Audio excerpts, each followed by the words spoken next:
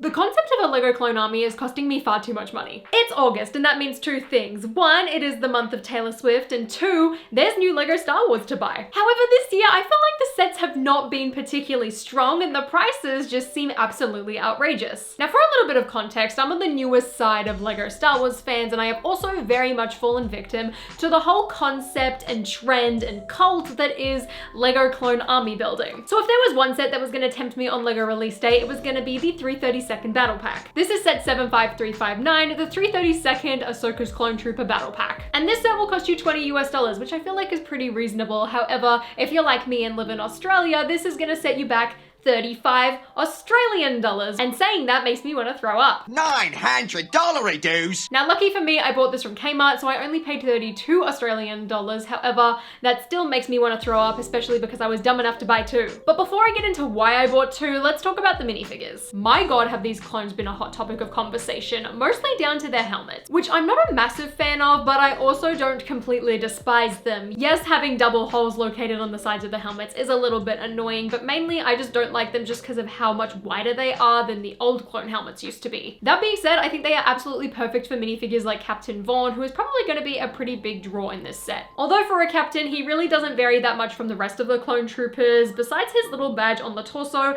and of course having the orange visor, which is the exact same one that was featured last year on the LEGO Commander Cody. Technically, it's not totally accurate since there's no detailing printed on the visor. However, I did not expect that to happen at all, given that these visors are a part of a little plastic bag, complete with a bunch of range binders as well, and I just feel like printing wouldn't have worked on this piece. Although considering you get extras, there is a large part of me that is very tempted to paint that detailing on using gel nail polish. Alongside Vaughn, you also get one normal 332nd clone trooper, which the only difference on this one is that he has that newer helmet style rather than the original from the AAT set. And then you get two versions with blue jetpacks, although you could very easily take them off and just have three regular clones. And those minifigures for me are really the only real value I feel like in this set, because when I got to the build, I felt incredibly angry for some reason. Look, ultimately at the end of the day, I only really bought this battle pack for the minifigures. I wanted to add them to my collection. However, I feel like for the price that I paid to get a build that was this tiny and this kind of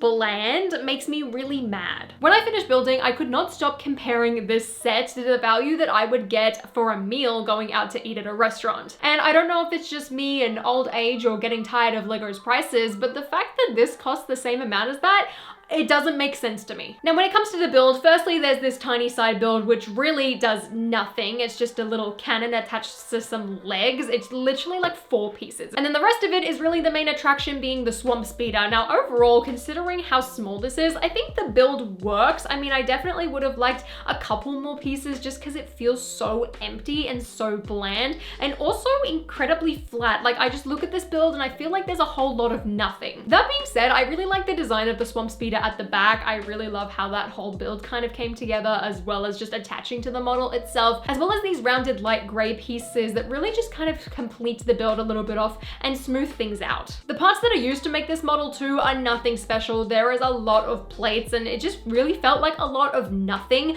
which is quite unfortunate given that I really wanted to try and do a rebuild by combining the two sets I bought. Given the price and my disappointment in the design, I thought I could make it a little bit better, or at least make it up to myself, by combining these two sets and trying to build something else, and let me tell you, this was awful. Besides a couple of plates, there are not many parts in this set that are particularly practical. There's barely any bricks involved, and trying to rebuild this just strictly using these two sets was really, really difficult. Firstly, I didn't really know what to start with, so that didn't help either. And then when I finally decided on making just a random different type of vehicle, I feel like I landed with a design that was very similar to the one on the front of the box. Luckily, I was able to use a couple of the snot pieces and kind of utilize the clips just to give this model a little bit more detail, but I don't think there were many useful pieces in this set, so it made trying to rebuild it incredibly difficult. I don't think that you're gonna get a lot of value out of the parts or out of the builds in this set, unless you want a ton of swamp speeders, but also you would have a ton of Captain Vaughns, which I guess you could sell them on the resale market. So if you couldn't tell, I'm a little bit disappointed that I ended up picking up 2 of these. And not only that, the fact that I committed to opening